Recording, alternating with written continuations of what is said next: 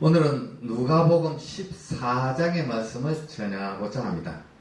앞서 13장에서 예수님은 좁은 문으로 들어가기를 힘쓰라고 하셨는데 오늘 본문에서는 무엇을 힘써야 하는지를 소개해 주십니다. 1절에 보면 예수님은 안식일에 한 바리새인의 집에 가셨습니다. 아마 회당에서 말씀을 마치시고 정신 초대를 받으셨던 것 같습니다. 그런데 1절 후반부에 엿보고 있더라라는 말로 미쳐보되 여느 때처럼 예수님을 고소할 거리를 찾으려고 초대했던 것 같기도 합니다. 그곳에 수종병에 걸린 사람도 대기시켜 놓고 있는 것을 보면 말입니다. 그 병자를 고칠 거라는 확신이 있었기 때문에 대기시켜 놓은 것이겠지요. 예수님께서는 이미 율법 교사들과 바리새인들의 이러한 생각을 아시면서도 안식일에 병을 고쳐주는 것이 합당하냐 아니냐고 물어보십니다. 아무도 대답하지 못했습니다. 그도 그럴 것이 그렇다고 대답하면 안식일을 범하는 것이 될 것이고 아니요라고 대답하면 자신들의 무정함이 드러나기 때문이지요. 그리고는 예수님께서 수종병 든 사람을 고쳐주셨습니다. 고쳐주시고 난 후 말씀하시기를 너희 아들이나 소가 우물에 빠졌다면 그날이 안식일이더라도 끌어내지 않겠느냐고 유대인들이 가지고 있던 그 안식일의 의미를 가르쳐주고자 하셨지만 그렇게 물어보니까 아무도 또 대답하지 못했습니다. 예수님이 가르쳐주고자 하시는 안식일의 참된 의미는 바로 사랑입니다. 예수님께서 안식일에 병자를 고치시는 그 사역의 원리도 사랑하는 마음이 있었기 때문입니다. 우리도 먼저 사랑의 마음을 갖도록 힘쓰라는 것을 여기서 보여주고 있습니다. 예수님께서 병자를 고치신 후에 초대받은 사람들이 서로 상석에 앉으려고 하는 모습을 보시고서는 손님들에게 비유로 혼인잔치를 말씀하십니다.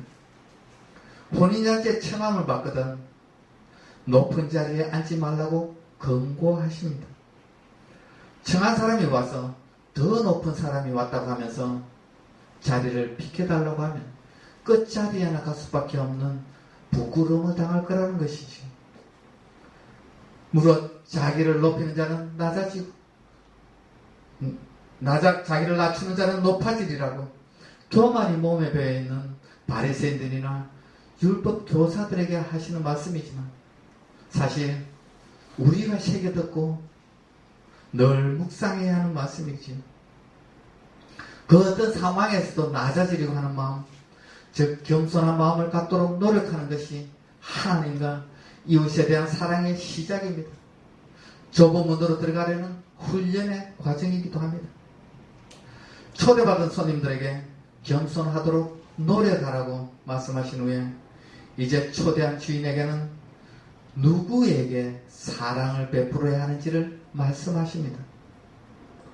예수님은 벗이나 형제나 친척이나 부한 이웃을 잔치에 초청하지 말고 가난한 사람이나 사회적 약자들을 초대하라고 권하십니다.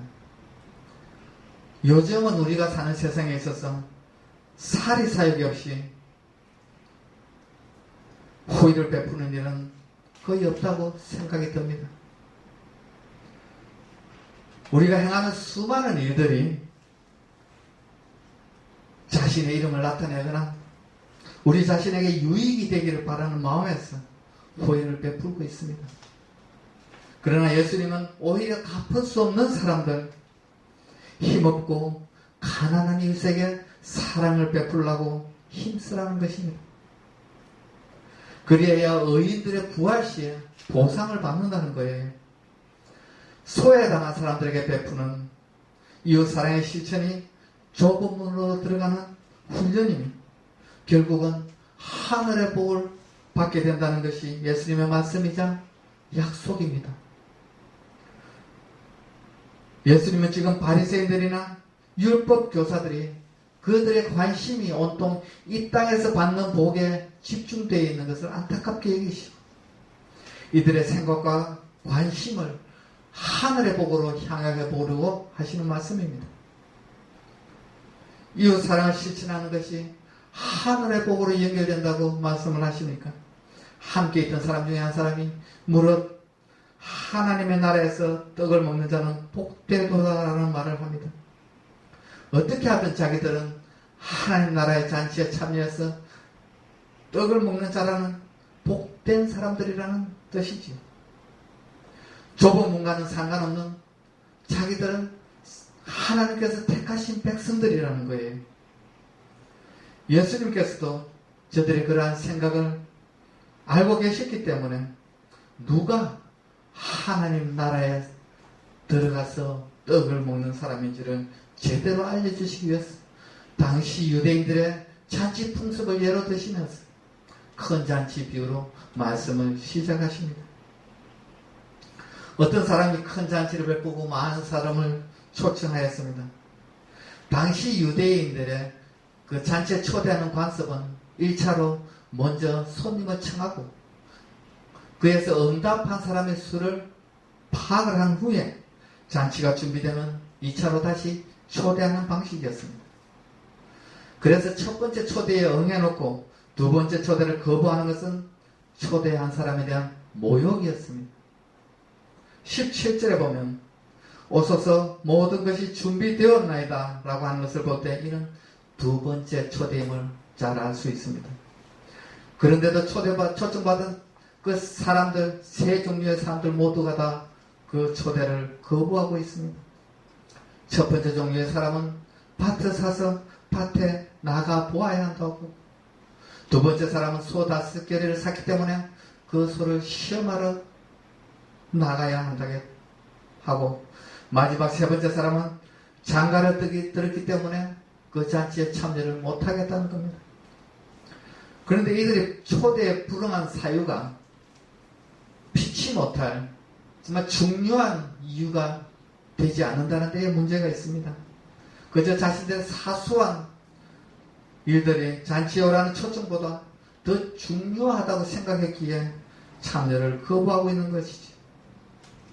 초청한 주인의 그 수고와 마음을 생각하면서 그 초청한 그에 대해서 감사하게 생각하고 잔치에 참여해야 하는데 모두가 하나같이 현재 자기 자신의 조그만 유익을 탐하기 때문에 하나님 나라의 잔치에 참여할 수 없게 된다고 예수님은 말씀하고 계십니다. 그리고 이 사람들의 초청을 거부하자 주인은 분노했다고 합니다. 주인은 종들에게 빨리 시내의 거리로 나가서 가난한 자들과 몸 불편한 자들을 데려오라고 명령합니다. 예수님이 조금 전에 말씀하신 대로 초대하려거든 갚을 것이 없는 불쌍한 자를 초대하라고 하셨는데 실제로 이 비유에서 주인은 그런 사람들을 초대하기 시작합니다. 가난한 사람, 몸 불편한 사람, 그들은 사회적으로 가진 것이 소유가 별로 없었어. 그래서 초대받은 은혜를 갚을 능력이 없는 사람들입니다. 이 사람들 그저 초청해 주신 주인에게 감사한 마음으로 잔치에 참여합니다. 그리고 종이 아직도 자리가 남았다고 주인에게 보고하니까 이제는 길과 산 울타리가로 나가서 사람들을 강권하여 내 집을 채우라고 합니다. 이것은 마지막 통첩입니다. 가슴 아프고 애절한 주인의 요청입니다. 그러면서 주인은 초대를 받았던 사람은 아무도 나의 잔치를 맛보지 못할 것이라고 선언합니다. 먼저 초대를 받았던 사람들은 복을 받아 밭을 사기도 했고 소를 사기도 했으며 또 장가를 들기도 했습니다. 그러나 하나님이 주신 그 복으로 인해 교만해지면서 결국은 잔치에 참여하지 못하게 된다는 것이죠. 우리들도 자신 나름대로의 계산된 유익으로, 자신 나름대로의 지위와 명성으로, 또한 자기 나름대로의 종교적 방법으로 하나님 나라의 문 앞에 이르게 되지만 안타깝게도 잔치에 참여하려는 이러한 모든 것들을 버려야 함을 가르쳐주고 있습니다. 이러한 종교 지도자를 질타하시는 예수님의 교훈과 그 권위에 사람들이 감동을 받고 많은 사람들이 예수님을 따라 나서고 있습니다. 예수님을 따르는 무리를 돌아보시며 제자가 된다는 것이 얼마나 어려운 결단을 내려야 하는지를 말씀하십니다. 제자가 되기 위해서 갖추어야 할 두 가지 조건도 제시하십니다. 첫째는 혈육과 자신의 목숨까지 미워하지 못하면 제자가 될 수 없다는 것입니다. 이런 예수님의 말씀은 솔직히 당황스럽기도 합니다. 내 부모를 공경하라고 해놓고 지금 미워하라고 하시고, 수고하고 무거운 짐진 자들아 다 내게로 오라고 무조건 오라고 해놓고 지금 엄청난 요구를 하고 계시니 당황스러울 수밖에 없을 겁니다. 그런데 제자가 되려면 그만한 결단이 없고서는 안 된다는 것이죠. 부모에 대한 사랑도 크지만 주님에 대한 사랑이 더 훨씬 커야 함을 강조하고 있습니다. 가족이 아니라 자기 목숨까지도 미워하라고 절대적인 우선순위를 강조하는 것이니만큼 분명한 결단 없이는 제자가 될 수 없다는 것입니다. 둘째로는 자기 십자가를 지고 나를 따르지 않은 자도 능히 제자가 될 수 없다고 하십니다. 십자가는 그 당시 최고로 잔혹한 형벌의 방법이었습니다. 그래서 십자가는 명예와 권력의 상징이 아닌 낮아짐과 굴욕과 죽음, 즉 자기 희생을 의미합니다. 죽기를 각오하고 고통과 수치를 당할 준비가 되어 있지 않으면 제자가 될 꿈도 꾸지 말라는 말씀이지요. 예수님이 이러한 조건을 설명하기 위해서 두 가지 비유를 듭니다. 28절입니다. 너희 중에 누가 망대를 세우고자 할진대 자기의 가진 것이 준공하기까지에 족할는지 먼저 앉아 그 비용을 계산하지 아니하겠느냐. 어떤 건물을 짓기 위해서 비용을 계산해 보는 것은 당연한 일입니다. 망대를 건축하여 자신을 과시해 보겠다는 그런 열정만으로 짓는 것이 아니라 어느 정도의 예산으로 어떤 재료를 사용하고 어느 정도의 크기로 지어야 하는지를 계산해야 합니다. 만약 그렇게 하지 않고 시작했다가 망대를 다 짓지 못하게 된다면 사람들의 비웃음거리가 되고 만다는 것이지요. 망대 하나를 지어도 이렇게 충분히 계산해보고 그 계획대로 시행해야 하고 또 그 결과도 미리 예상을 해보기도 하는데 하물며 예수님의 제자가 된다는 것은 아무런 계산 없이 할 수 없다는 거예요. 31절입니다. 또 어떤 임금이 다른 임금과 싸우러 갈 때에 먼저 앉아 1만 명으로서 저 2만 명을 거느리고 오는 자를 대적할 수 있을까 헤아리지 아니하겠느냐. 전쟁을 하기 전에 나의 병력이 얼마이고 적군의 병력이 얼마인지를 알아보고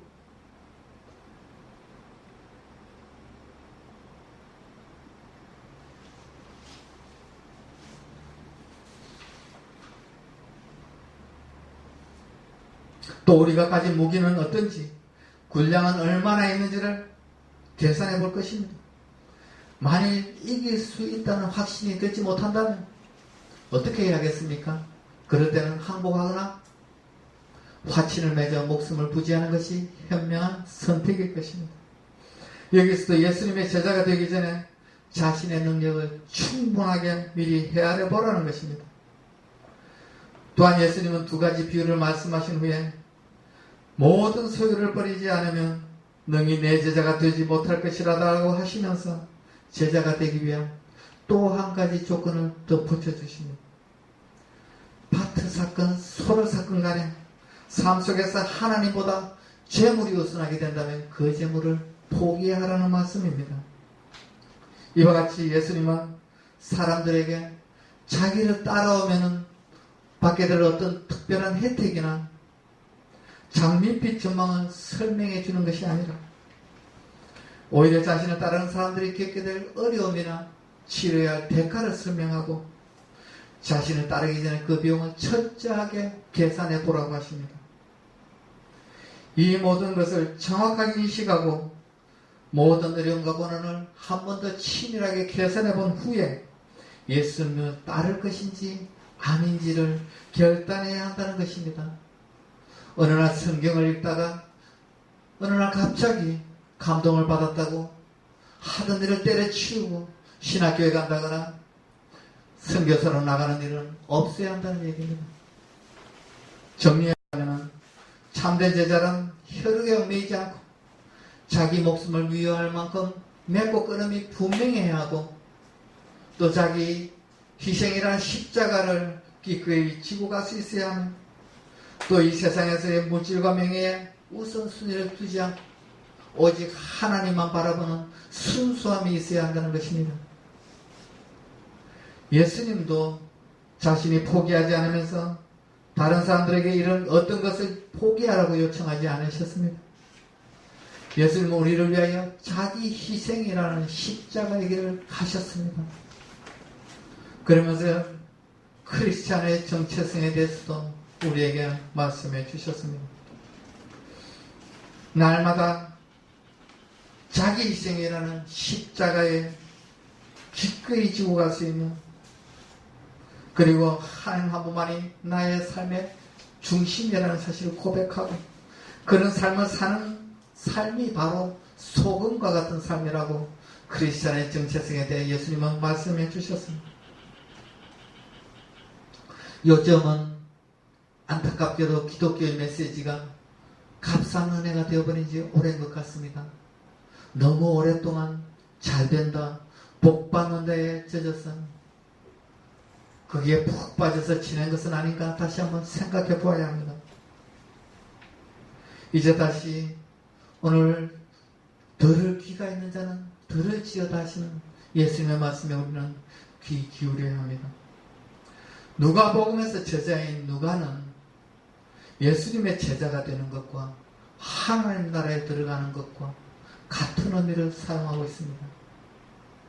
간단하게 믿는다고만 저절로 하나님 나라의 잔치에 참여하게 되는 것은 아니다라는 사실을 오늘 본문에서 분명히 밝혀주고 있습니다. 다시 한번 참된 제자로서의 다짐과 실천에 힘써야 할 때입니다. 이 세상에서 우리 크리스찬들이 믿지 않는 사람들에게 신뢰를 얻고 회복을 하기 위해서라도 오늘 본문의 말씀대로 참된 제자로서의 실천하는 노력이 필요합니다. 소금이 맛을 잃으면 아무짝에도 쓸모없듯이 우리가 지원받은 본질적인 의무를 다하지 못한다면 밖에 버려질 수밖에 없다고 예수님은 경고하고 계십니다. 오늘도 예수님을 따르겠다고 다짐하고 그 말씀을 실천하는 저와 여러분이 되시기를 주님의 이름으로 축원합니다. 아멘. 기도하겠습니다.